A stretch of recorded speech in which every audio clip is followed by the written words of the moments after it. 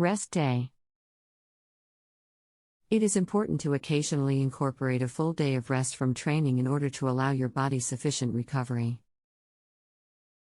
As training becomes more frequent, your body is at greater risk for injury due to strain on muscles, tendons, ligaments, bones, and joints. Muscle fibers are broken down during weight training, so sufficient time is needed for the body to repair and grow new muscle. It can be smart to train certain muscles on specific days so you can allow other muscles to recover. For example, training upper body on one day and lower body on a separate day allows one muscle group to recover while training another. Benefits of incorporating a rest day include improvements in training performance, a stronger immune system, and more energy.